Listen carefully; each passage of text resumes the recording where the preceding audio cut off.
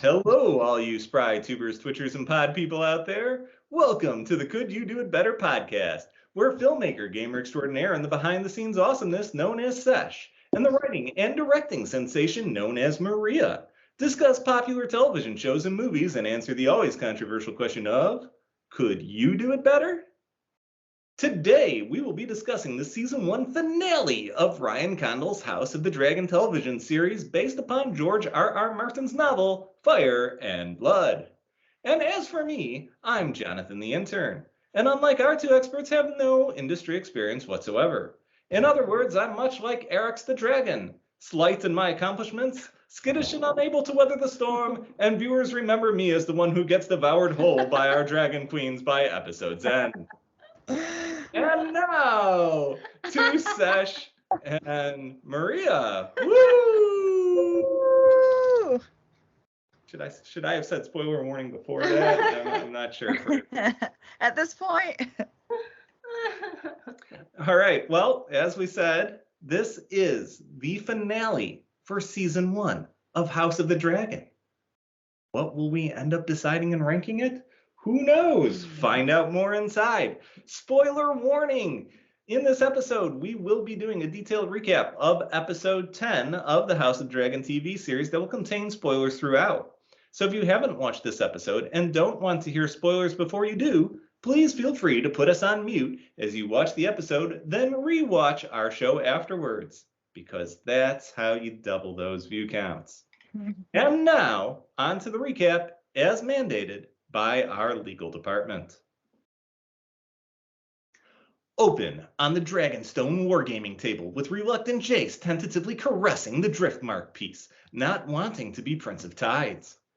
Ghost of Vaemon's skewered head is wondering why he couldn't have said that just a couple episodes earlier. After a sweet bonding moment with his mom, in enters Rhaenys in full battle regalia, saying, "It be worn time." Just not for me. This outfit is simply to be stylish. Daemon and Rhaenyra spout lines of exposition at will, but angrily, which is too much for Rhaenyra as she is having difficulties with her latest pregnancy. Daemon takes command of the war room and morale is low as not only are they outmanned and overmatched, but due to poor architectural layout, the birthing room is adjacent to it, causing a 20% dip in Zillow expected value. In the throes of labor, Rhaenyra tells her Luke and Jace of the king's death, the usurpation of the throne, and that Daemon has gone crazy because he went in the adjacent room to lead their army from the oncoming attack instead of, say, not and letting everyone perish. Rhaenyra's final words to Luke, "Do nothing," which pretty much encapsulates this show.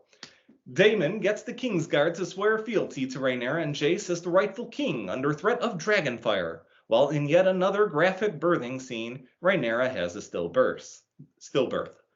There's no pithy joke here. My heart goes out to anyone watching this who has had to deal with a similar loss during pregnancy and were forced to relive it in the scene unnecessarily. Now, back to the normal recap. Rhaenyra is obviously inconsolable as they hold the funeral. Sir Eric, with an E, interrupts to pledge his allegiance, returning her rightful crown. All but Rhaenys kneel as her battle armor simply doesn't allow that kind of movement. Over to the gaming war table, where they show just how much better your D&D campaign can be with lights. Extended war strategy discussion, showing some strained relations between Rhaenyra and Daemon as both try to show their authority on the matter. They're interrupted by Otto and his fleet of merry men, presenting Rhaenyra a keepsake from her childhood, with Alicent claiming there's still love there, and for peace and love and harmony's sake to bend the knee to Aegon and live happily ever after, or bloodshed. Daemon rightfully declares to kill the treasonous Otto, but Rhaenyra's like, nah, we still have a couple more seasons to milk out of that character, let him go. Back to the war room where Daemon and Rhaenyra are at major disagreement.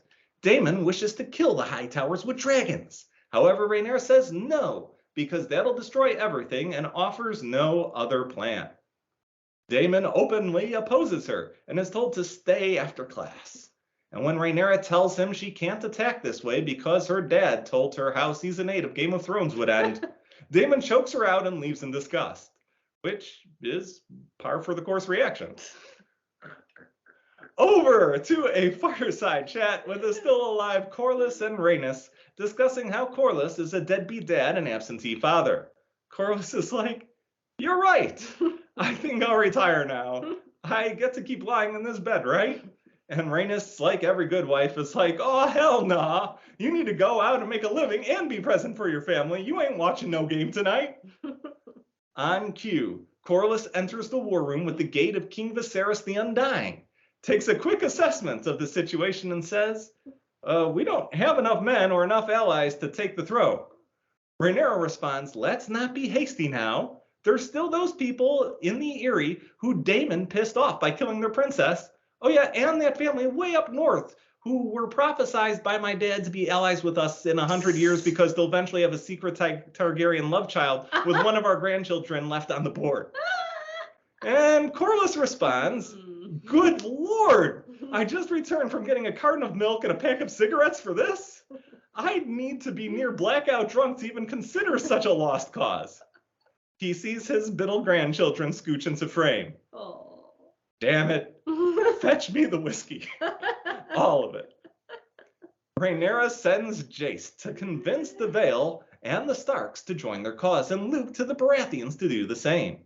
Well, this seems set up for failure. Written at that exact moment, by the way. I didn't see any future of the episode.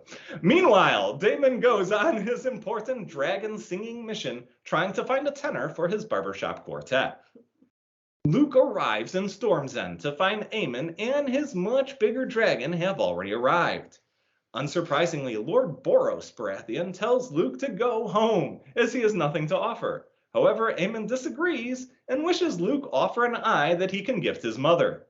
Lord Boros states, "Not here? Do you know how much of a pain it is to remove a bloodstain from stone?"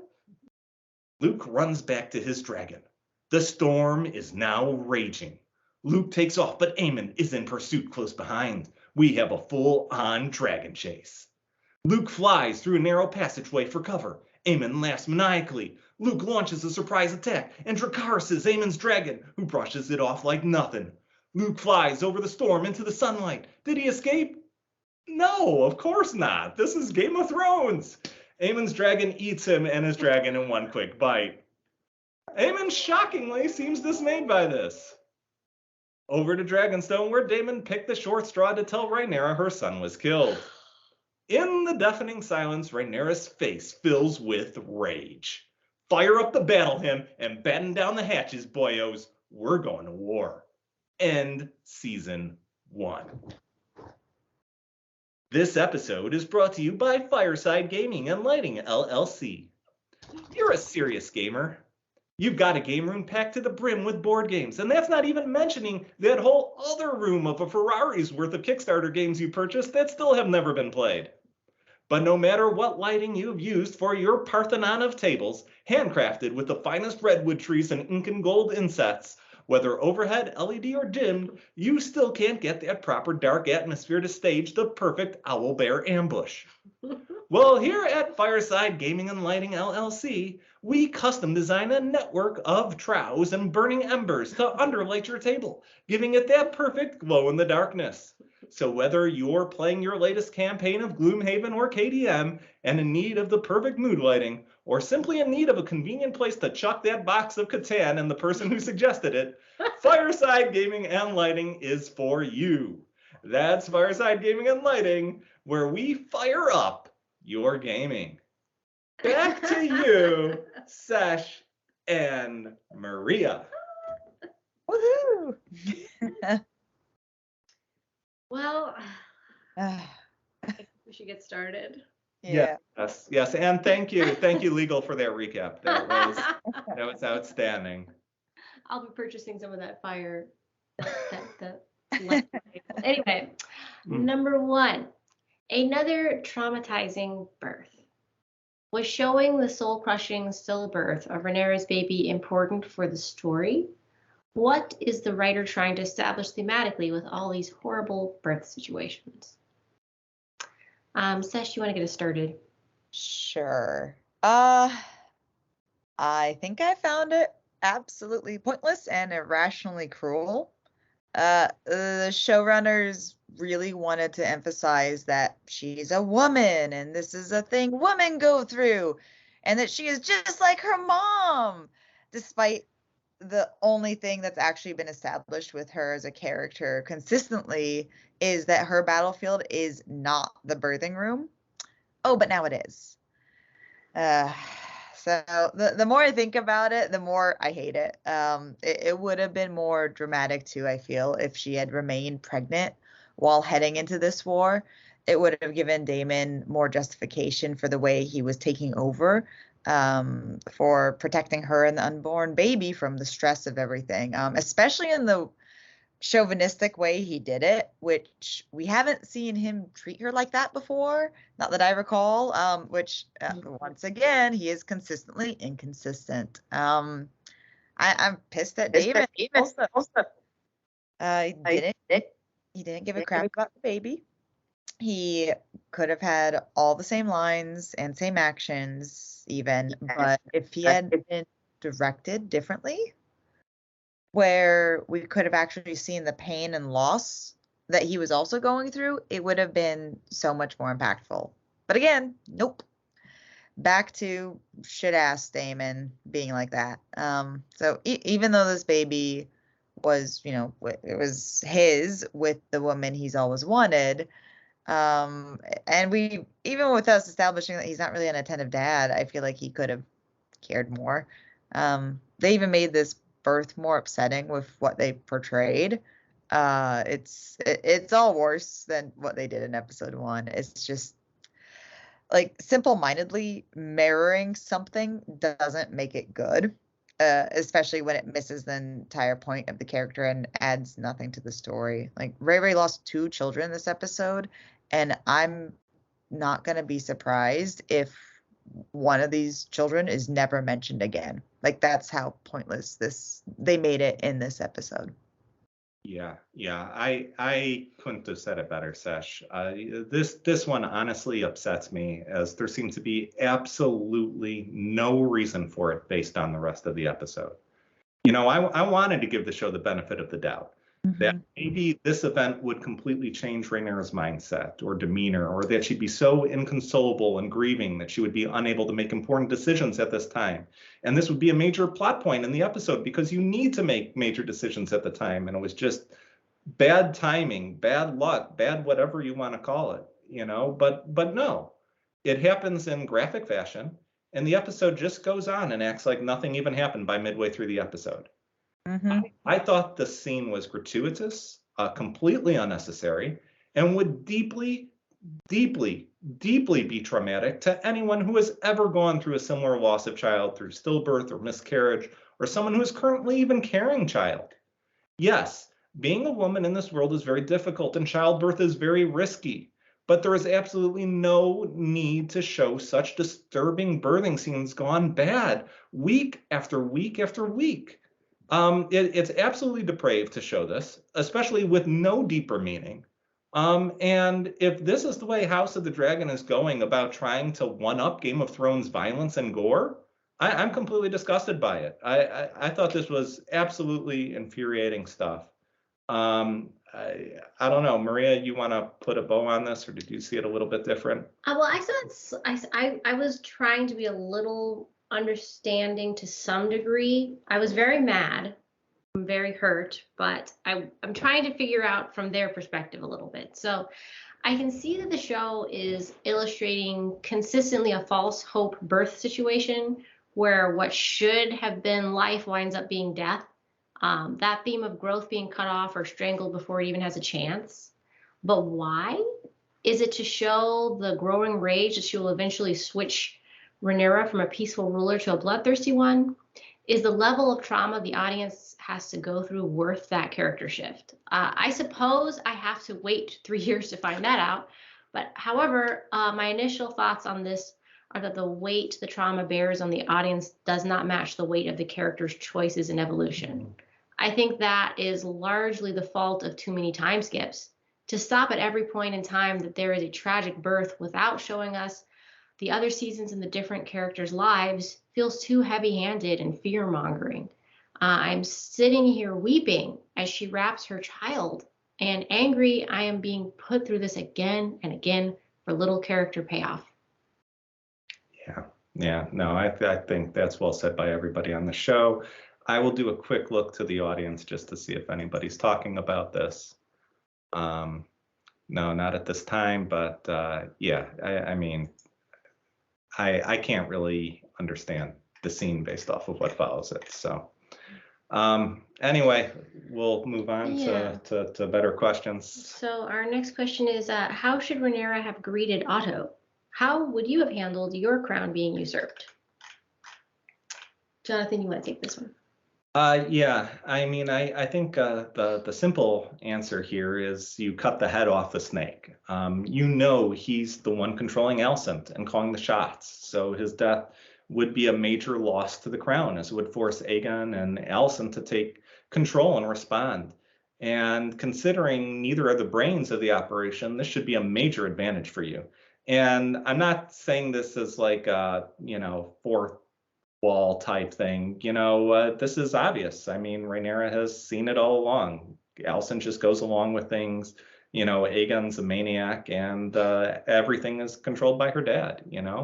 And that said, I think there may be a better answer here, which is take him prisoner and then send a letter to Alicent saying that her father has been speaking treasonous things against the will of King Viserys and the proper line of succession, which falls to princess and heir to the throne, Rhaenyra, upon the king's passing, in a devious attempt to usurp the throne.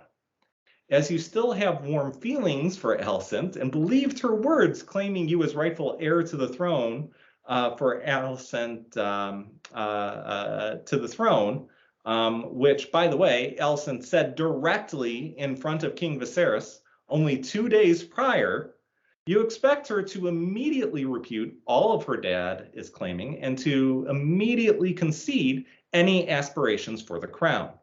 Then offer her back her father in exchange for him forever being exiled from King's Landing, along with terms that you will respect Alicent and her children's position in court as agreed to by the wishes of King Viserys innumerable times over the past 10 years. Or else, Queen Rhaenyra would have no other option than to treat Alicent, her father, and her children's actions as treason. Also, if you choose this route, I'd purposely be talking about strategic plans in just barely enough range of earshot, such that you feed Otto fake information that will lead to their downfall. Make sure you do your first actions exactly as stated, such that he believes the info he has is good. Then plan with the next one by rerouting the main fleet and dragon attacks to ensure a major strategic victory and crippling defeat of the High Towers. Because let's be honest, Otto is a dumb player of the game who thinks he's smarter than he is. Mm-hmm. You basically said what I was going to say. I mean, but way better. Oh, no. I think it's sweet that Rhaenyra wants to give Otto a chance, and she's even pretty chill about calling what he is doing treason. She's like, oh, you're such a treasonous person. Anyway, however, when someone wants to kill you and usurp your throne, having a nice chat and saying you think about it is not the best way to survive such a situation, let alone become a ruler. I see two real options. One, light Otto up, or two, because I am peaceful, throw them in the dungeons and let Alicent know, out of her own good heart, she did not kill her traitorous father. I am unclear as to exactly how big Otto's army is, but if he is the one making all the alliances, he needs to be taken out of the equation. So, same thing that you said, basically. I like that, though. Little trumpets afterwards. I mean, she was so chill about it. It was weird. You are a traitor. Now to tea. He's like, duh. What do you think, Sesh? Dracarys. No, I kid, kind of. I mean, honestly, she handled it like mostly well. I mean, I was of course hoping she would have handled this scene different than last time when she was on this bridge, and actually maybe burn them or do something contrasting how different things are all these years later. And like honestly, yeah, she should have made some kind of move here. And I love your guys' suggestion of like him being captured. I think that would have been the move. That would have been great. That would have been perfect. But I mean, I guess outside of that and her being smart and strong, I am happy to see that she is capable of keeping the peace again, like she did last time. Because it's taken a long time for me to find her likable as a character. Um, especially with the way she's been. But in this episode, like she made Rhaenys like her, which makes me like her too. So smart would have been better, but likable is okay, and keeping the peace is a likable thing to do. Ray really should have been more stern though. Like even if she didn't take them hostage in any way or capture them, she should have warned them that this is an act of war and they could just swoop in with their dragons and take things. She could have left them with a message like, oh, that child can sit on the throne until I return as queen, and then this is the last time, you'll see me where I restrain my dragons. So, I guess that piece of paper, that page from that one book was a bigger deal than I remember, but thanks, random recap. Yeah, isn't that the best? When you have strained relations with someone, and then 15 years later they return a little trinket from their childhood and be like, "Oh, weren't we so great friends now? So please acquiesce to all my demands and wills." It's like that would have made me angrier. Yeah. Remember this thing you threw away? Like. Yeah, this reminds me of when you, married my dad the next day. Yeah. That is so pointless too. Like, I know I'm riffing here a little bit, but it's so pointless because what did that scene accomplish? Like, oh, she's, a little gentle towards Alicent, and then we know what happens by the end of the episode where that's totally mute. Like, there's not going to be any of that left. So this scene actually didn't do anything because we just reset it where, like, it doesn't matter that she has some soft feelings for her. Ugh. The more I think about it, the more I get a little annoyed, even though I like the episode. Okay, next. So our next question is Queen Ray's belief in the Song of Ice and Fire boiling down to fairy tales like Daemon thinks, or is she making sound, careful decisions for the realm? Sesh, you want to get us started? Yes, because I'm still mad, and I'm so mad about this. This is stupid. This stupid thing that doesn't come into play for over 100 years and is never anything Daenerys even mentions in Game of Thrones is brought up again in this series. It's painfully dumb, and it's so shoehorned in. That's the thing I hate them. Oh, we lost Sesh for a second there. Yeah, she was ranting so hard. She's back. Yeah, so Ray does not need to believe in this stupid foreshadowing fairy tale / fever dream to have a desire to keep peace in the realm. Like, what the actual heck? And that stupid line that she's surprised Daemon hasn't heard of it? When would he have? When did she ever hear about it except that one time we saw when she was 14? It's not like she grew up being told of this tale, and she already knew her dad told her as heir, which we all knew Daemon was never going to be the heir. Props to the actors, but it's so dumb. Like, I half think somebody will say something stupid like, never name a Targaryen woman Daenerys. It's a mad name. Or what's told the Starks will sit on the throne. And just stupid things that are just shoved down our throats, and they're so unnecessary. And it's just like, hey guys, remember that thing from the thing this is? I hate it so much. I really wish they would never bring it up again, and I'm so disappointed it came up again. This is the third time, and I hate it. I hate it every time, even more every time it happens. I want to say, if I remember, and it's been a while, but in Game of Thrones, there was, I think they called her Maggie the Frog. She was like the witch who Cersei went to, and she told a prophecy, and they're like, oh my gosh, this is amazing. What is this going to mean? Where's this going? And then they never followed up on it. This is the opposite of that. This is where it's like, no, but the prophecy. It's like even so, I don't know, like, that issue seems so moot at this point. It is sweet I mean, I think it's sweet that she has such a strong loyalty to her dad that she cares about a prophecy, you know, that isn't relevant to her current situation. I mean, even so, like, okay, that might happen later. I think David is making a good point that she has to wake up and see she's in real danger and get her head out of the fantasy books. I am not sure why he had to demean her by strangling her at the same time. I mean, I feel like they're trying to, on one hand, make David look wiser than everyone, and on the other hand, randomly cruel. This is another case where I think you can't have two conflicting character traits in one person simultaneously. If he has wisdom and wants to help her, even being frustrated with her, his wisdom and love would not bring him to strangle her. If he is not wise, but rather just bloodthirsty and only wants to fight, then maybe, yes, his behavior makes sense, but he would then be a lot more fiery and less level-headed in war plans as well. Things just don't match up right. Yeah, no, I mean, it makes a little sense.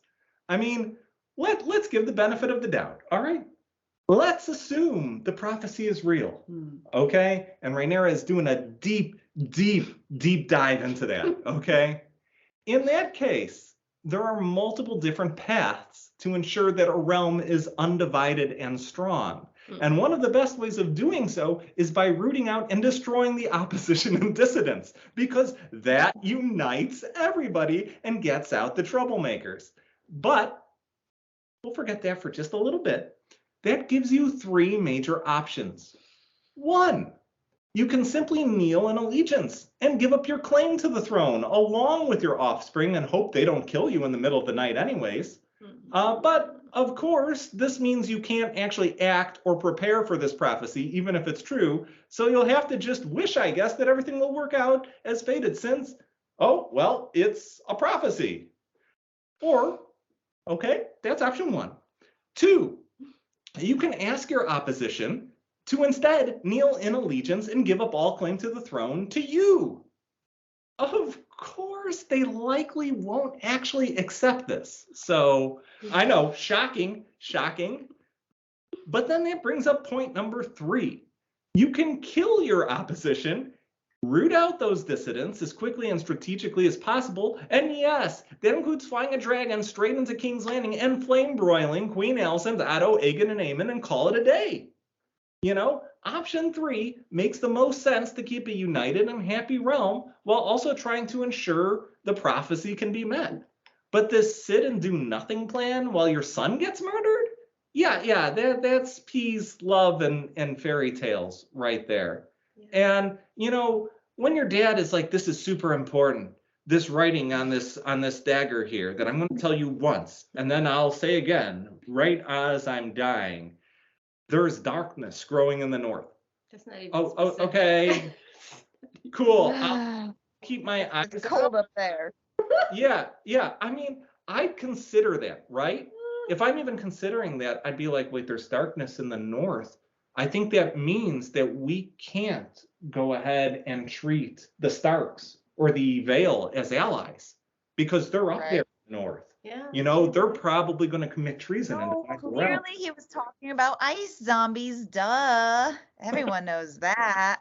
Maybe it's just, it frustrates me so much because it does that. The thing that the prequel thing does that I hate is that it not only, it just doesn't fit in with where it's at. It's not foreshadowing, but it also ruins it if you do like actually watch it in order. Like a prequel has to be able to be good enough in a way where you can watch it out of order and you actually like watch the prequel first and then it's still good and still is its own thing and then just adds to the story later. This doesn't do that and it kind of ruins crap later. Like we didn't really know how important the North was. It was such a background. Yeah, and we have two comments from viewers that are agreeing with our take on this one. We have Bear UNLV saying it's so odd how they mirror the first few episodes just to do nothing with it, which, yeah, absolutely. And Rebel Warren going ahead and saying the prophecy is not even in the book. I bet it was only put there to connect it to the Game of Thrones series, which makes perfect sense. And I thank you for saying that, Warren, because that is the only connection that we actually saw in this. It's so they're Targaryen. We don't need anything else. All right, well, our next question of the evening. Does Boros have a point that Queen Rhaeray needs to bring offerings instead of depending on oaths?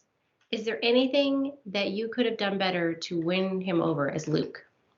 I'll start with this one. I think the Queen should have done more homework over the past few years. She is operating from knowledge she gained about all these men from over 10 years ago. She needed to have been maintaining relationships with all the leaders of the realm over the years if she was really planning on being the next ruler. To have such little understanding of how Boros would respond to her child was disastrous, to say the least. Luke was way too young to be sent on a political mission. However, if I was Luke, I would have probably ran the second I saw the other dragon already there. But if I did decide to go in and Boros is asking what's in it for him, I would say, I'm just a messenger, but the Queen is eager to discuss what your needs may be, land-wise or marriage-wise. Let me know your wishes and I will send them to her right away. Yeah, I'm going to agree with a lot of what you said there, Maria. I like it. And I'll start off while saying, while Viserys had many failings as king, I think one of the biggest was not spending more time with Rhaenyra and getting to know and understand the motivations of the lords and ladies pledging loyalty to them. Like he never spent a moment of that based off of what we saw in the series. She made a simple assumption that oaths would be followed just because the king or heir apparent commanded, because she was never really taught how those oaths came to fruition in the first place. And this mirrors her own obstinacy when it came to finding a suitor and strengthening her house.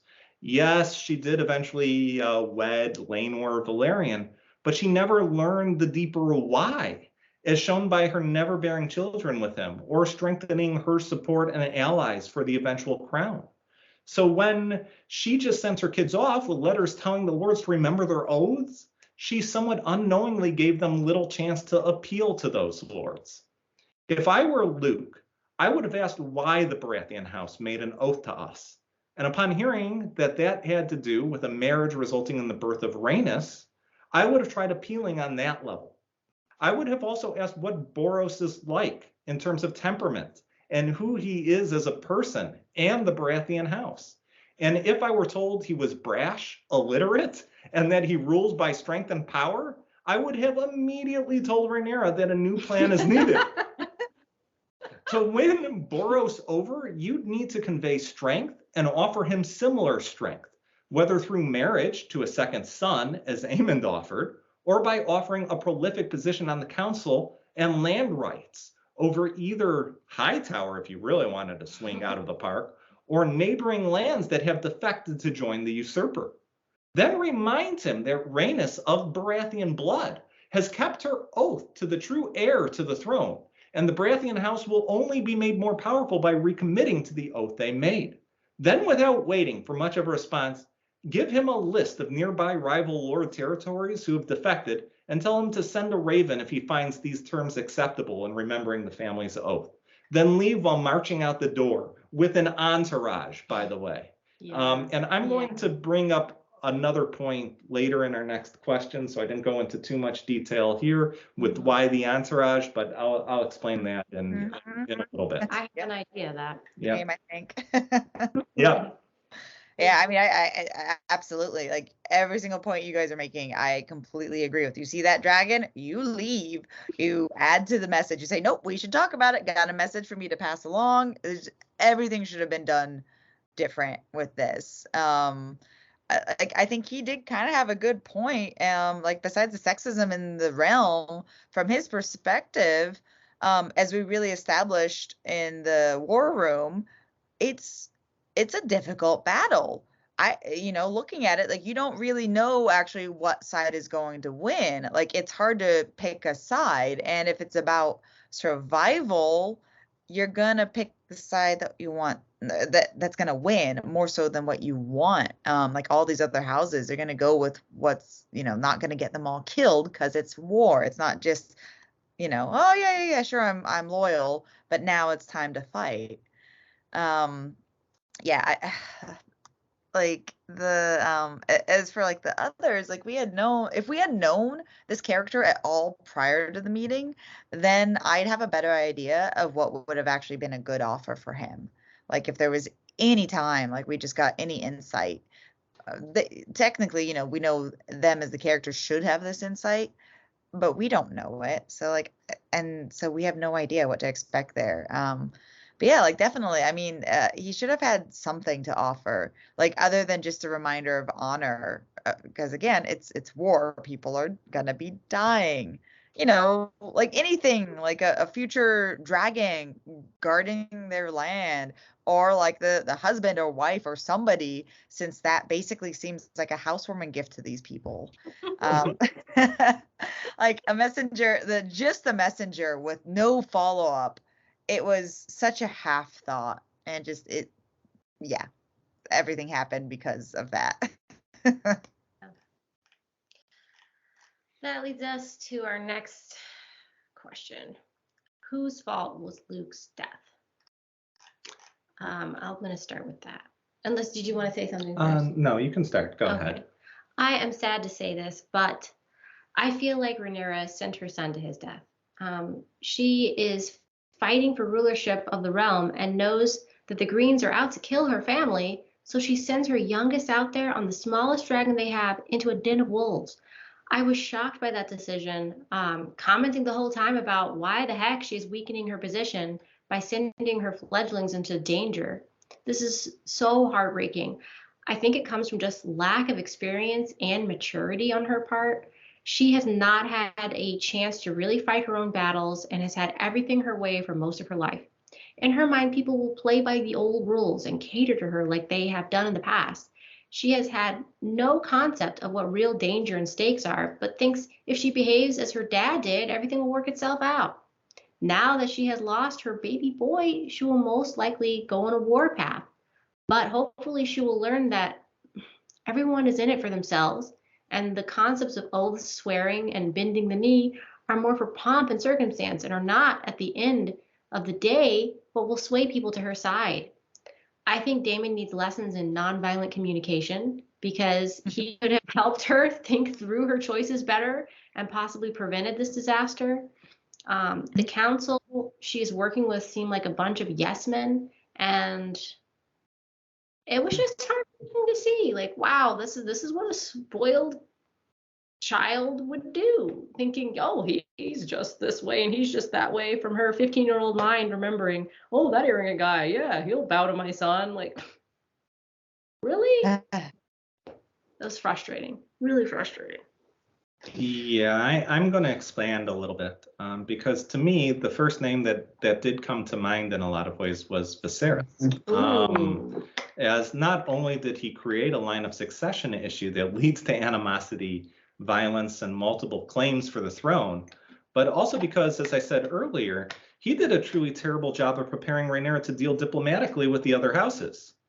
If Rhaenyra even remotely knew what the Baratheon house was like and what motivates them, she almost certainly never would have sent Luke.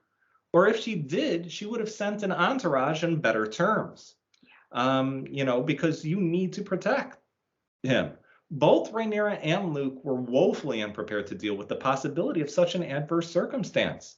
And as well, and this is where I was leading from before, Rhaenyra, who is to blame as well, because she ultimately made the decision completely ignoring that Otto told her the crown was reaching out to the Baratheons and the Vale and the Starks for that matter.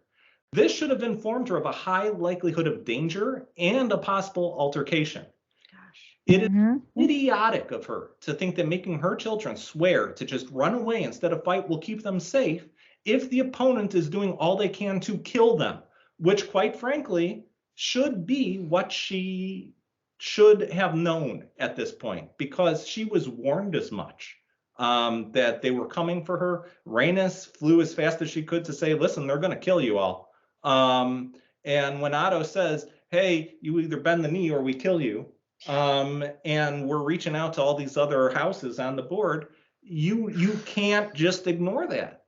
You know, she really showed her naivety and lack of strategic knowledge here, and it resulted in the death of her son, and it's sad. And, that said, blaming the victims in this scenario, while true, it is harsh, but really, it's Otto's designs and schemes and Alicent's willingness to take part in them that caused all of these problems, as well as Aemon's desire for vengeance, despite the supposed fair trade, as he called it, of his eye for a dragon. While the Targaryens are at fault for naivety, gullibility, and weakness, the Hightowers are to blame for deviousness, scheming, treason, and multiple counts of murder, solely to unnaturally improve their positions. And I will say one thing, from my understanding from the book, is that Alicent was a willing participant in everything. Wow. Okay? And the second thing is that Aemond was at the very least trying to torture Luke, but in reality, it seems like it's written that he went out to purposely basically kill him. Oh, really? So I understand maybe they're trying to add more drama here to the Hightower house, but I don't see why that's necessary here. I think viewers don't need to say, oh, but maybe they didn't intend this. Maybe they're not to blame. Like, I mean, come on. Still to blame. It just seems unnecessarily complicating things for no reason. Wow, that was really well said. Wow. What do you think, Seth? Yeah, both of you. That's I completely agree. It's like it's Ray's fault. It's the king's fault. It's everyone's. All of these people and all of these things and all of these choices, down to just the last choice of sending the smallest child on the smallest dragon after being told these people are being reached out to, so they might not already be allies like you're assuming they are. So yeah, I mean it's Boris and Ray. I started with just them, but I definitely agree with you with everything. Like this death was really broadcasted. Everything practically told us that it was going to happen or something huge was going to go wrong. It was not smart to just send a little messenger as they did without any protection when they are specifically sending that little messenger as that's the somebody who is in line for the throne. It really should have been thought out more from Ray and her council too. So now why I say Boros is because when he said not in here, then what happened? Off screen, he goes, kill each other in the yard, just go outside and do it. Wait, did nobody hold anyone back? Where did he disappear off to? How did he get on his dragon first? Like, what happened right there? Why weren't, hey, keep the peace. We're not starting wars here. We're just, okay, we're obviously this little boy. Like, there is no way he wasn't complicit in this, even by neglect. like especially after the threats, and he just allowed his knights to let them both leave at the same time. Like, he is responsible too for like leaving them unattended and then to go fight it out on their dragons. Like, just all of it was gonna happen with everything that was broadcasted and led to this. One thing that I will say with Boros that I will try and defend him a little bit is he is in a bad situation here as a lord, as he has to pick between two houses that are warring at each other. And he has to select who the winner is without getting really the ire of the other up as much as possible. For as strong and as brash as he is, he can only say, you aren't killing each other here. You want to go ahead and kill each other, go ahead and do it, just not here. I don't want any of this in my house. I don't want to be responsible for it. I mean, he could offer. Yeah. He could request, like, Aemond. Don't do it on my land. Sure. He should have said, why don't we have some dinner, Aemond? I have mutton or That's something. True. That's true. Why don't we speak it out? Why don't we wait? Why don't, one of you wait till morning to leave? Like, it's so obvious that they were going to kill each other the first, or, well, not each other, but it's so obvious somebody was going to kill somebody the first chance they got. And he just completely let it happen, which, like, yeah, he chose his side, but, like, why are you going to do it like that? It's just, yeah. I think he might have done it because let it happen because his ego was hurt by the approach that the queen had with Luke. Like, he's just like cold because, wow, you disrespect me this much? Whatever, Luke. Whatever happens to you happens. It's not my business. I think they just didn't write it well. Because like the dragon was already gone before he was out there. Yeah, that makes sense. No, that's a very good point. like there's a scene missing somewhere, I think. I don't know. Like it just felt more like that. I will say too, it's usually a pretty good idea not to anger the person with like the giant dragon that's just like right there at your front door. But that's actually a good point too. Yeah, that's true, because he could have just lit Boros' place on fire. Very good point. Question number 6. Rest in peace, Luke. You were so cute. Bonus showrunner question. Director Miguel Sapochnik stated that the crown being taken from Rhaenyra by Alicent, seemingly for no reason, sends her into a chaotic spiral. Is that how you interpreted her actions this episode? Jonathan, you want to start us off? Huh? What? I don't think I heard that correctly. Like, sometimes I wonder if the showrunners and I are watching the same episode. First of all, no, this usurpation didn't come out of nowhere or for no reason. This has been in place for the past 13 plus years since Viserys and Alicent wed and had children. Rhaenyra has spoken about this issue at length with her dad multiple times, and she herself knows of and spoke out about Otto's deviousness and his terrible counsel. Even her character isn't confused about how this happened or why it came to be. Second, what chaotic spiral are you talking about? The chaotic spiral of complete inaction in an attempt to avoid all-out war in the kingdom? I mean, quite frankly, this was the most docile and even-keeled Rhaenyra has been in any episode. And not by a small margin, by a gigantic margin. I had no idea how the showrunner got any idea of this from the episode or the series as a whole. Or if that's what he wanted, then this show missed that mark so badly. It would be like calling The Shining a treatise on having tremendous self-control and restraint and reaching a state of meditation and zen. True. This means that our viewing audience had to have watched The Shining. But safe to say, if you haven't, if you've ever heard the phrase "Here's Johnny," that's where it comes from. So. Oh boy. Oh my. Yeah. At all, she was rightfully stressed. And like sadly, like losing her baby, but she was the furthest from chaotic that she's ever been. Like, what the heck are they talking about? Do they mean Daemon? Like, even he wasn't so crazy for him.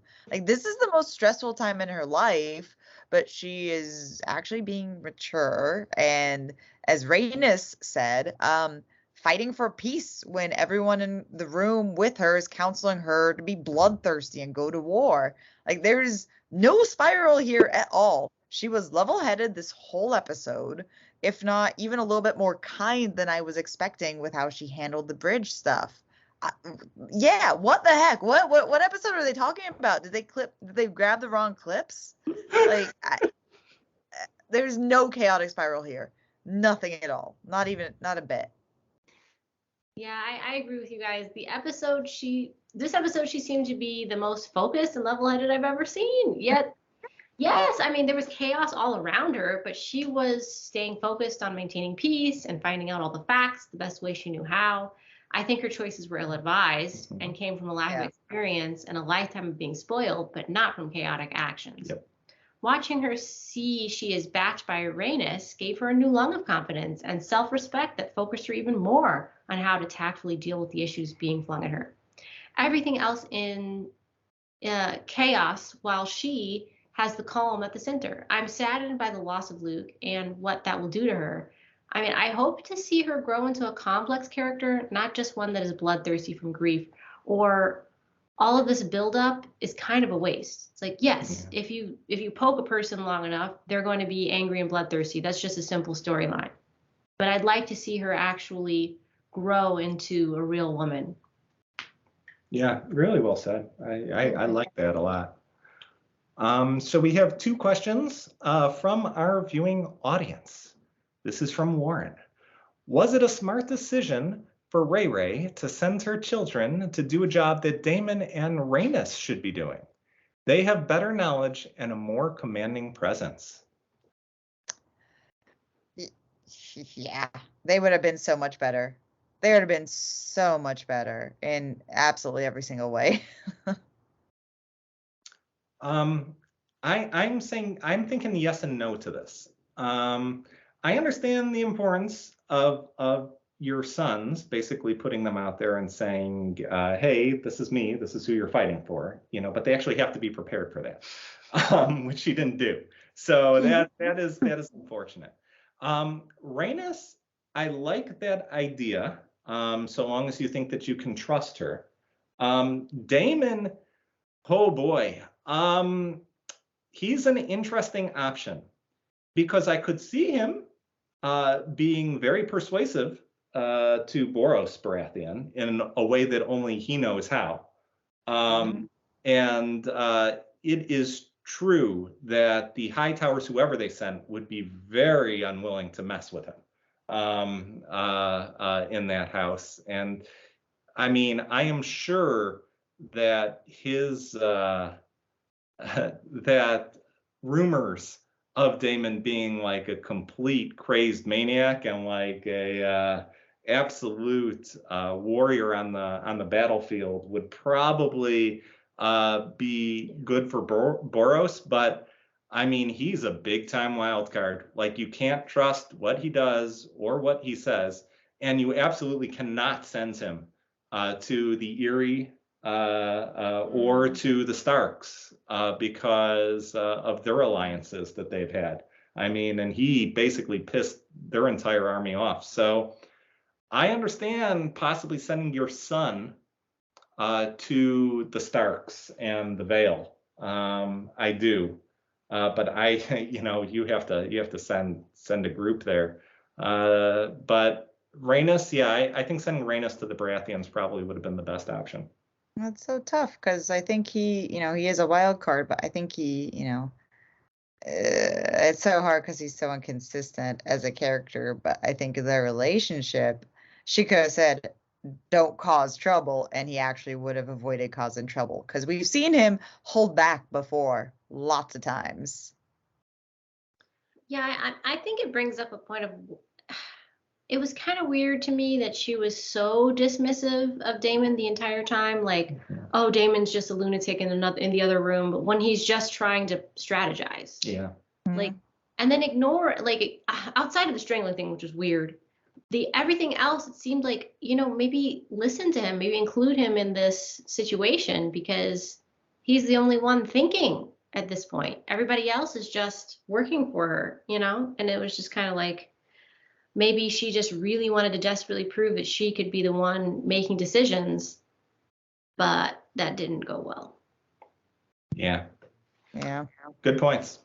All right, next question from the audience. What do y'all think of the decision to have Aemon accidentally kill Luke instead of intentionally killing him? I think it's a poor decision based off of how they set up the character. To me, it doesn't make sense from a character standpoint all that much. Like, yeah, you can play the role of, oh, he just wanted to bully him. He didn't want to actually kill him. Or he wanted to torture him, just such to get back at him. But at the same time, I do think that it makes more sense based off of the book's version, which is just that, yeah, he'd kill him whatever chance he had because that's one less opposition. Yeah. So, I mean, for me, like, I'm frustrated. They're basically just turning him into a mini Damon where he's really inconsistent. I've kind of felt like he's sort of like really smart, like secretly very smart. And besides, right after his dragon ride when he was younger, he's just pushed the line, but he's never really gone over it before. So it's kind of felt consistent, but then they kind of make it inconsistent because it's like him asking for the eye there. It's like, yeah, like they're just kind of being inconsistent with him. It feels like I like the idea if I had confidence that they would actually make him a good person later on, further down the line in the series, and that they were capable of actually having a consistent character. I really like the idea that it was an accident, but I don't think they can. I don't think they're capable of doing that with how much they've bumbled that with so many of these characters, that I think it doesn't matter whatever either way. Like, oh, this will be an accident one day, and then the next day he'll be all like partying that he killed him. Like that's where we're gonna see him next, and it's just gonna be inconsistent. Again, this is gonna be another inconsistent character. Yeah, I mean, I kind of liked the look on his face after it happened, because it kind of showed like, oh, this is real. Oh, my actions, I'm not a kid anymore. Yeah, no messing around now. Whoopsie. I'm in deep trouble. I need to be something now. This is not good. I kind of like that. Felt like it did add some dimension to it, but it didn't show that he's a good person or that he has any good in him at this point. More just, I done messed up. Yeah. Good yeah, take. it's not a little baby fight anymore. Yeah. But yeah, I would love to see him actually be a good character, but Yeah. I don't think we'll get that. One more question, and then we'll go to our ratings, which is, should Corlys and Rhaenys have sided with Ray Ray, even if they think she killed their son?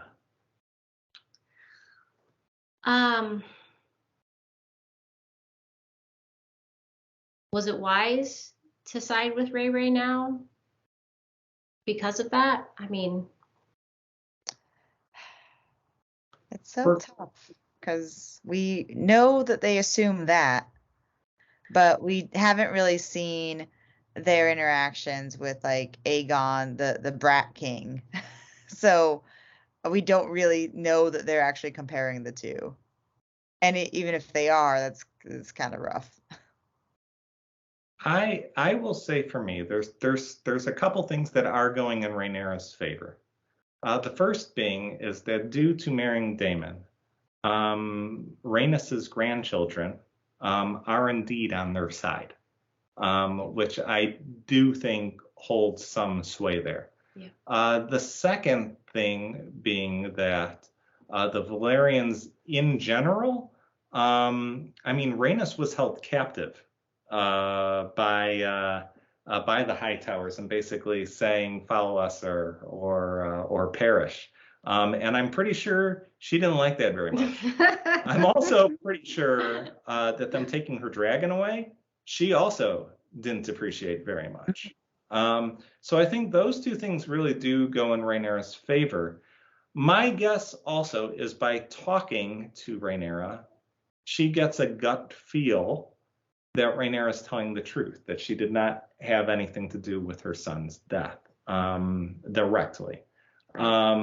She seems like a wise woman. And also, you know, to be honest, she even talked to Corlys about how they basically lost everything. So in some ways, there might also be a part of her. This is if we're saying that in this story she has a deeper character, which, yeah. But that she might on a whim just be like, you know what? Let's have some fun here. you know, yeah, I should have been on that throne a while ago. This is absolute BS. Completely illegitimate. And you know what? Let's have fun. Let's go. You know, and that's about it. But I do think that had they joined the High Towers, like that's a crushing victory, isn't it? Like, you know, I mean, you have the entire crown, the entire crown's finances. You then have the sea, and basically you're talking about a small house that does have dragons, but I mean, you know, you can strangle them. Well, I mean, yeah, if Otto was smart, he wouldn't have imprisoned her. He would have wined and dined her. Yep. He's an idiot. We know this. All right. So I think we will head to the part that everybody has been waiting for. All right, our ratings, and well, there's no more continue watching. Will you wait 3 years to see it? Yes. Will we continue watching when season 2 comes? In a normal time skip, but a standard 3-year time skip. So. Watch, it'll be a day. Like it's been 2 days since the last season. You have Jace, who just looks like a grown man. He's got a beard now and everything. It's like, wow, what happened? Yeah. So I thought this episode was shot and directed beautifully. The scenes were potent and beautiful. The war room was really cool with the flames lighting up their battle map. Mm-hmm. That was so beautiful. While I am mad about the stillbirth, I did think it was done beautifully with great meaning in the scene itself, if that makes sense. Does that make sense at all? Maybe not. But I feel like the way it was shot, the way they had her wrap her baby instead of the other people, the decisions they made inside of the scene, I felt did have meaning and I felt was beautiful if it was just by itself and not looking at everything else and how gratuitous it's been. Imagining in a world that the story out of context, the scene. Yes. So this episode brought out a lot of emotions for me, more than, say, the other episodes. I think it was well written and layered compared to other episodes in this season. I do. Comparing it to other episodes in this season, I think the episode was closest. I know, this is crazy. This episode, I'm feeling the heat. Was closest to the Game of Thrones quality than any of the other episodes. These are my thoughts. I would give it an 8.5 out of 10. In the 3 years' time it will take to air the next season, I hope the quality doesn't unravel and start back from square one. This is me just looking at the episode, guys, not wow. the storyline building up and all the problems. Oh boy. Oh boy. What do you think? Well, I think legal's taking me out of the room. Wow. Don't go outside. It's dangerous out there. Holy cow. Yeah. All right. Go ahead, Sesh. Well, I didn't quite like it as much as last episode. It did the minimum of what I was being realistic in my hopes for, leaving us on a cliffhanger. The good was good, I will say. Quality wise, with the acting and cinematography, some of the scenes, if they're self-contained. But I mean, there were some other scenes and some annoyingly not good writing tidbits and predictability that brought this down for me a lot. I do want to say that birth could have it meant a lot more than it did, but it was done in a far more heart-wrenching way than some of the other ones we've seen. And so they did pull that off well for what it was as a self-contained scene. It wasn't, even though it should have, seen what they actually showed and depicted, it should have been more like over the top violent. But I felt like it was just more heart wrenching, and it wasn't like the other ones where it almost hit the realm of being silly with how like over the top it was, like especially like with her mom. Like it was, I almost chuckled like once. I was like, really? This is like silly. But not with this one. This one was very serious, and like I was very pulled into it. But I do wish it was more meaningful, or specifically delayed for a different episode. It didn't really add to the plot, which I can't say for her mother. Like that one did. That one made sense plot wise. I think this episode did a great job of setting up for the next season, though, which is what it needed to do. I'm going to say maybe a 7.5, probably. I was thinking 8, just a tidbit less good than the last one. but it's at least a full point less good than the last one. With those tidbits I didn't like, and again, thinking of them again. So even overall, it was really one of the better episodes, and I am pretty interested in season 2. I do plan to watch it. It's not totally, this season hasn't totally redeemed itself for me yet, but honestly, with the more recent quality of the last few episodes, if they can keep on that track, I think it's going to get really quite good in future seasons. Still feeling this over here.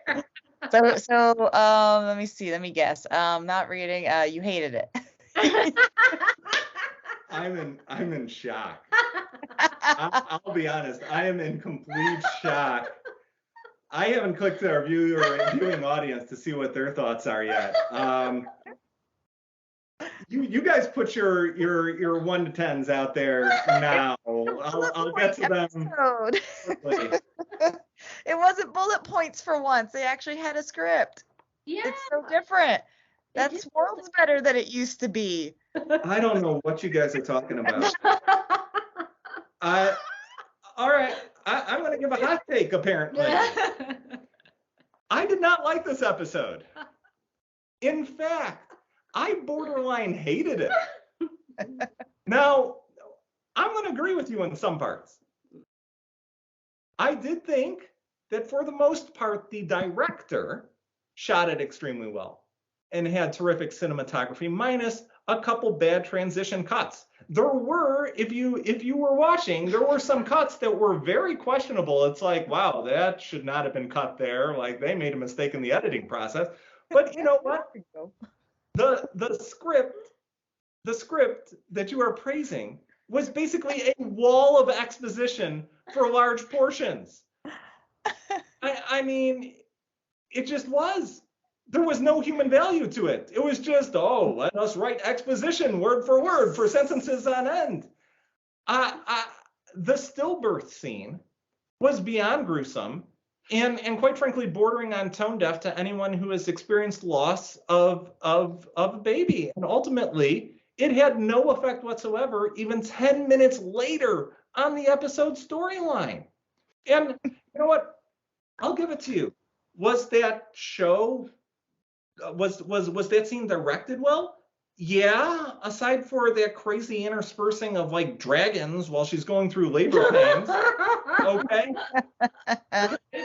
Which I think is on the director as well. Yeah. You know, but was it cut well otherwise? Yeah, sure. You know, but it also had nothing to do with the episode. There was no meaning behind it. They didn't add anything to it. It added nothing. Nothing. It could be next episode. I got 2 things to add, which might lower my points, but you'll like to hear them. Oh, okay. And I'm not done yet. I know. That's why I'm just saying I got things after you're done. Oh, okay. Okay. Yeah, I'm in a fighting mood right now. You know, as well, the sharp and inconsistent character turns, especially regarding both Rhaenyra and Aemond, I just felt a mental disconnect to this episode. I did. I was watching this episode and I'm like, I'm not attached to this episode. I'm not, it's not that I'm not following it. It's not like that I'm not seeing what's going on. It's just that it lost me. Like, it completely lost me. You know, because no matter how beautiful the cinematography or the capturing of a chase in a torrential downpour or the lighting of a stone table can cover up such glaring weaknesses in this episode. In my opinion, the lone saving graces of this episode were the scenes with Corlys and the ability of the director to convey the audience the deer in headlights nature of people cast into diplomatic and military roles that they have had no training whatsoever for, in both Rhaenyra and Luke. I thought that was actually expertly done because you rarely see a shot where somebody comes into a position of authority and they're fumbling. They're naive, they're gullible, they aren't necessarily making great choices. They're doing it based off of what the previous person would have done instead of like thinking things through. I thought those were great. I thought they did a great job. and the scenes of Luke arriving in Storm's End and speaking with Boros, I thought were especially well done. Because to see a small kid riding in on a storm, like basically alone against everyone, and walking into this giant house and basically seeing his nemesis right already there with a giant dragon ready to go, like, yeah. And then the king basically goes ahead and yells at him and is like, kid, get out of here. Like, you bring me nothing. Like, why'd you even come? And Luke's like, he has a point, actually. Like, I didn't really think this through. I thought that was great, But to me, all of that doesn't save this episode. I know most people will probably really like this episode. I get it. There's a cliffhanger. There's a death scene, You're murdering the episode just like Luke was murdered. Yeah, I am. But you know what? I give this... I'm being, I think, really nice here, quite frankly. I'm giving this a 5 out of 10, and that's being really nice. Really nice. Personally, I rate it lower, but I thought the director did a good job with what they had. This is a D+ episode for me. I thought it stunk. Go ahead, Sesh. Go and add your point. Okay, so as I look at our audience. So one, that table was amazing and is worth at least like 2 to 3 points on its own. 2, oh yeah, I forgot about the intercut with the birthing and the dragon slices, like screeches. That was bad. Okay, yeah, so that knocks it down. I totally forgot about that. It just yeah, but that was definitely why. Okay, 3, I didn't bring this up, but you reminded me of it. Remember how Damon was like taking those 2 knights out to the dragon, and that was intercut with the birthing? It's like, we lost you. And then yeah, sorry, everyone. Back. I broke the internet. Yeah, go. There we go. The internet is back. All right. So what I was saying is, 1, I forgot about the intercutting with the dragon screeches in the birth, which, yeah, editing. Okay, yeah, that's bad. I'll knock it down a little bit for that with my rating. Whoops, I forgot. I forgot about some badness. The other thing is that was also intercut we saw with Damon doing all the plotting and stuff. You remember that scene where he like randomly takes out those 2 knights that are totally down with everything? And I was like, and one of the brunette boys, the older one, I think, is like, let me show you something about finding trust. And it's again intercut with her, giving birth and suffering. And then we actually never go back to that scene or see what happens. No. Like, well, those knights were totally being loyal and for this. And they weren't indicating any mistrust. And we also didn't see any, we literally had no conclusion to that scene. It was just thrown in there. Yeah. I will say this might actually be the worst edited episode, with thinking about like those 2 things and then that dragon thing. Those are just such strong bridges that are just totally ignored. And stupid dragon screeches while giving birth. Yeah, I'll get a rant just to say I do think objectively that the editing in this episode was not good. It was not top notch. I mean, if you rewatch it, sometimes it's a little bit hard to catch at times. But if you see the scene transitions, it's like what happened with the cutting with the cutting room floor here in terms of editing this episode. So again, I know my take is harsh, but I think personally it deserves it. This episode, it did not do anything for me. I think it did a really nice job of dressing this up as Game of Thrones without it actually being Game of Thrones at all. And I think they made it look very pretty. I thought they made it look very beautiful. I thought they gave people the death that they so wanted, even if it wasn't the character that they wanted. But no, like it was all window dressing. It was all window dressing to me, which kudos to the director. Um, I'm curious to see if you rewatch, episode 1, what your ratings would be for this one and that one. yeah, my ratings for 1 would be much lower. Like I think I gave it like a 2 though, didn't I? Like it wasn't very high. Yeah, it wasn't very high. 1. All right, let's see what other people said.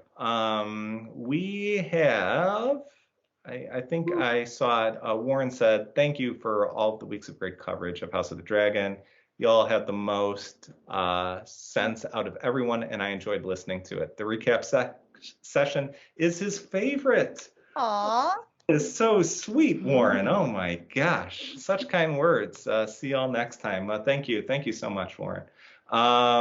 That was really kind of you. Bear went ahead and he said 7.5 for him, solely because of the fire table. Yeah, the fire table was awesome.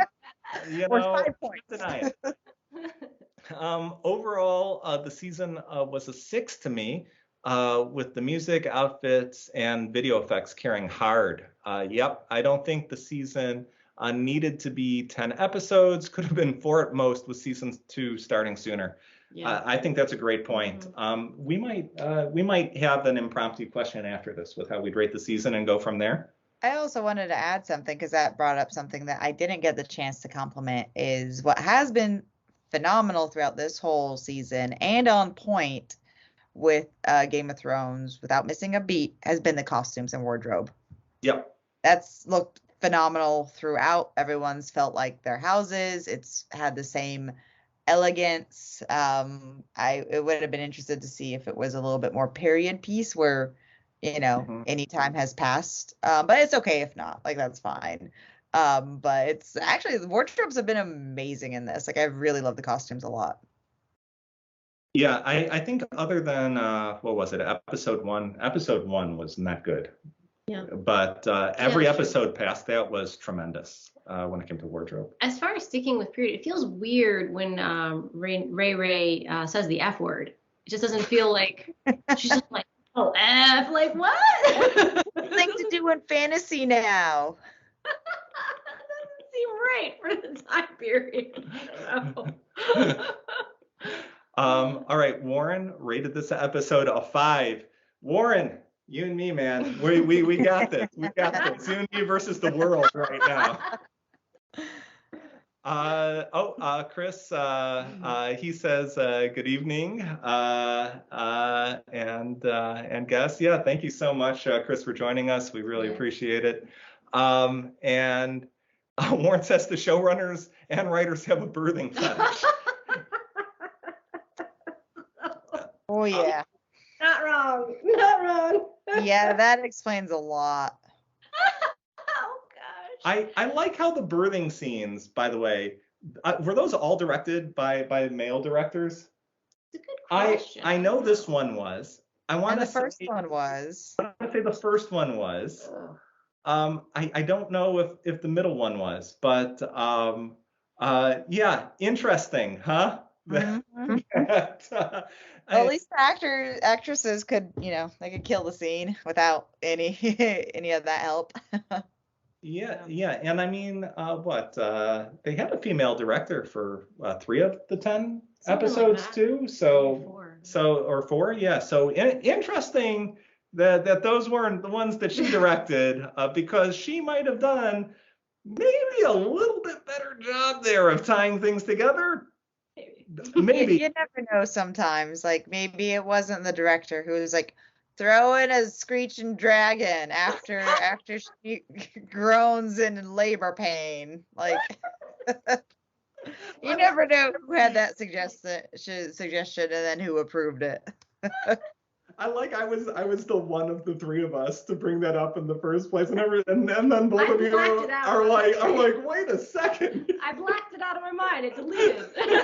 They were showing a lot of things, and then it was also Damon. Like, we literally I think they just forgot to finish a scene. Like, I really do. Does anyone remember what happens? Did we all blank out? Like, no, they just skipped it. But yeah, that's what I was. No ending to one of the scenes he was doing. That's so funny. Anyway, yeah, I don't recommend a rewatch of this episode, but if you do, we'll see if your ratings go down a little bit. Yeah, they will. When are we announcing our next show? Oh, yes. Yes. Well, we can't do the outro yet, can we?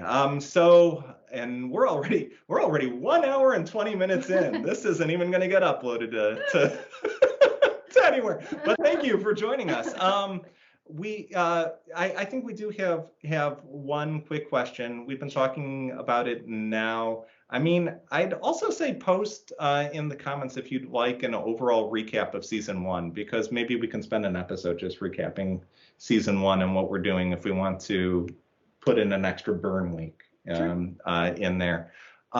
What is each of your overall ratings for this for the this whole season? Yep. So now that I'm going to rate low. While I still sticking by, I like this last episode. I feel like overall a 4.5, because the entire story, if we look at the entire story as a whole, is a hot mess. Yep. I mean, full hot mess. The 4.5 is for the cinematography and the music at times is beautiful, and the effort they took at, directing and shooting it and everything like that. That's what that's for. But the storyline, what on earth? Those are... Yeah, I'd go similarly. I'd go between a 3.5 and a 4. I do think that the cinematography, the costumes, the music, those all, for the most part, were pretty great. But the character development, the plot, the dialogue, I thought all of those were very substandard, and that this should have been rewritten multiple times before getting to air. So for me, it would be based off of season 1, it would be a do not renew. But then again, they said that season 1 was a bonus season that was tacked on. It was not actually part of the pilot. They basically threw season 1 together because they were given the money and funding by HBO to do this. The series was supposed to start, and where the pilot hit was for this next episode. Wow. Or maybe starting episode 9 or 10 or whatever it might be. All of those first episodes, they were all tacked on to give history such that they didn't have to do as much character development in season 2. That was according to the showrunner. It's really not a good choice, but I do really hope that's true, because I feel like there was definitely a spike in quality towards the end. But yeah, I would probably say maybe, gosh, yeah, maybe around a 4. Like, I'm trying to think back on the show if there were like any like good moments, and it's like 2, like maybe, and they weren't even like great moments at all. It's like, and then like likable characters, again 2. Like there's just like, it doesn't have a lot going for it. It really doesn't. I'm hoping, next season is good, and it's just gonna be like, oh yeah, don't even watch season 1. It's pointless. Like, just this person maybe accidentally killed this other person's youngest son when they were fighting for who's gonna be on the throne, and so then that jump starts the war that was already gonna happen. Done. There you go. You got enough. Like, it's so, yeah, it was pretty pointless. I think they wasted a lot of money, and yeah, I'm not gonna watch again. And they really could have focused on something that was more quality than quantity. So yeah, maybe a 4 out of 10 is a season, maybe. All right, so one final question before we go to the outros is, would you be willing to cover season 2 of this show, whenever it might be? 3 years in the future, 2 years in the future, 4? After the Jon Snow sequel? I mean, for me, yes, I'm curious. I would do this. I saw enough potential towards the end, and especially if they're not just BSing us and they actually put effort into this stuff that they have the time to make. Because yeah, this show felt like a rush job. Like that would actually explain a lot of it. But you know, I mean, if somebody's gonna give you a pile of money and just says, here, quick, do something, like it makes sense. Like that does actually explain a lot of it. So I'm hoping. I have a lot of hope for the season 2. Yep, I agree with Sesh. I have some hope for the next season, and I'd watch it. I mean, I don't have a ton of hope based on how they handle it, but enough interest, enough wondering, will they do it well or won't they do it well is really my question. That's what You don't want to see what happens. You're just curious if it's actually going to be good. Yes. Yeah. For me, I'd say no. However, I will say that the fact that technically the show hasn't actually started yet does give me some pause to completely write it off. I don't know what went into making this season. I don't know how rushed it was. I don't know how it was thrown together. I don't know if basically they were set to start filming for season 2 and HBO's like, oh no, we greenlight you to write to write basically a introduction sequence to this. Like, because honestly, that's what that first episode felt like. That first episode felt absolutely thrown together. And then, like, as the episodes went on, they got clearer and clearer. So, you know, for me, I'd say this might be a network basically hurting its own show by forcing this to have been rushed out beforehand. So I am willing to watch season 2 for that reason, but I'll be completely honest. If I see a show and it goes like this did in terms of the writing and the characters, I wouldn't have even lasted the full season. I'd be like, I'm out. This is not for me. Yeah. So, but I am willing to give it season 2 just for that reason. This show never would have had the popularity of Game of Thrones. Not a chance on its own. Yeah. All right. We're going to see what the people say, and then we are going to leak what our next show is going to be. Comes a leak.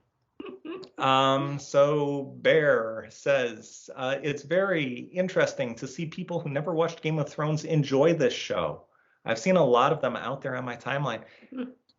I don't get it either. I do not. I'm happy for them, you know. They're gonna get to experience Game of Thrones. And Yeah. then they'll get to the end where it's like, oh, that's where things are like this. Yeah, he also said, I have zero interest in rewatching the season. Where in the past I used to rewatch Game of Thrones seasons like 2 to 3 times before the next season.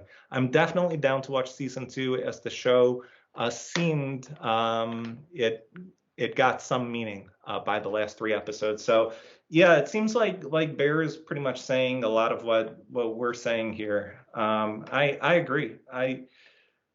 I probably, this is so sad, but yeah, even if we do a season 2, and we should do our research and, you know, re-go over our thoughts from the previous season, I don't see myself doing this for this. Like, I'll go ahead and I'll look at a recap and go from there. Like, I don't think I'm missing that much. No, Yeah. Enough depth for that to be. I'd rather listen to us in this podcast again. Yeah, that's true. That's true. We might have to re-listen just to the recaps of the first episode. Yeah, just listen to your recaps. Yeah, add to our viewership. We'll even like twice in some of the episodes.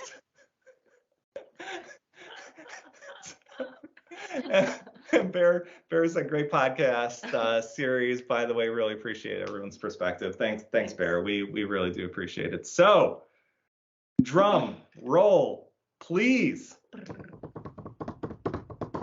All right. After great discussion off screen and basically being told what we're doing, we have decided that based off of timing, when the next show is going to be, we are going officially with The Witcher. That is right. Going to your Witcher, a valley of plenty. There we go. There we go.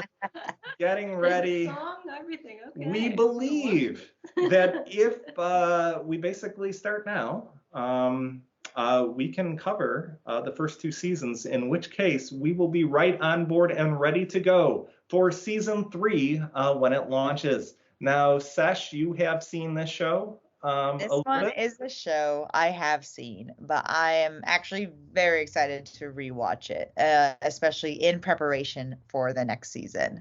I will try to give it my my fresh eyes on it with what I remember was happening. You know, what I remember was good or bad or confusing or cool, and that just what my first impressions were. So I'm excited to relive it and be reminded of all those memories.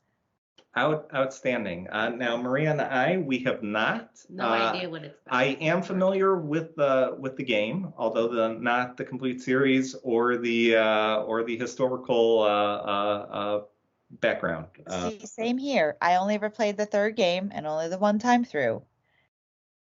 So we are excited to do this. Hopefully you guys all are excited as well. And I think we will probably do that recap episode next week for this season 1. We'll lay some questions down, go from there as we start with the getting ready for the next season, which would then fall in 2 weeks. Oh boy. I know, exciting. So again, thank you so much for joining us this evening and watching to the end. It is not easy watching and listening to an entire thing for an hour and a half. So we appreciate your tenacity. Granted, part of it is because you are masochists like us watching this show for hours on end. So, you know, why not watch something else talking about that show for an hour and a half, you know? So we appreciate it. We appreciate all your support, and hopefully we brought you some intelligent conversation, laughs, and some hot takes tonight, apparently, because again, we're still not seeing what the rest of the viewership is seeing for this show, but you know, I guess it's on the upswing. I guess for most of you, not me. They just fell off the swing. You like the other episodes that were leading to this? Yeah, I did. This last episode confirmed some of my worries, but you know, it's on the upswing. You can't go down much lower than where it started. So it's again, it's your support that makes it all worth it. You know, and again, if you like this show, please like, share, subscribe, heart it, do the likey things. If you hated this show, please call Jonathan. Please, yeah, call my personal hotline about it, and you know, we'll hit it off, grab a drink or something. I don't know. But yeah, if you hated this show, please make sure to like this twice. You know, because we keep metrics of it. We see how many times you like this show, and believe me, you really show your anger and rage by doing that, and we will change this show specifically for you. All right. Our next episode will be Monday, October. Wow, we're doing this Halloween night, huh? October 31st, is that Halloween? That is Halloween. It's Halloween. Oh. Spooky. Interesting. That seems like a very poor choice by us. Probably. But we will be dropping that next episode after you are in your candy coma. So Monday, October 31st.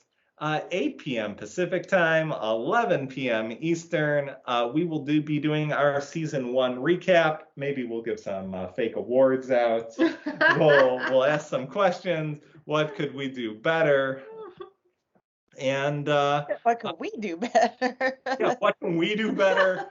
Yeah, hire a new intern. I already know that's been on the list every single episode so far. And then in 2 weeks, this would be Monday, November 7th at 8 p.m. Pacific, 11 p.m. Eastern. Season 1 pilot of The Witcher. Should be enjoyable. So, without further ado, yep, same time next week. Until next time, could you do it better? Point to your Witcher. New song. New song, guys. New song. All right, thank you all. Goodbye, good night. End of season 1.